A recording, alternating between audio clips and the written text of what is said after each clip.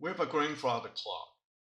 If the temperature of the clock drops to 0 degrees, does the clock run faster, slower, and by how much? Now we assume the period of the clock follows this equation. If there's a change in temperature, the length is going to change accordingly. And we divide t prime by t. You notice 2 pi cancels out, and L also cancels out.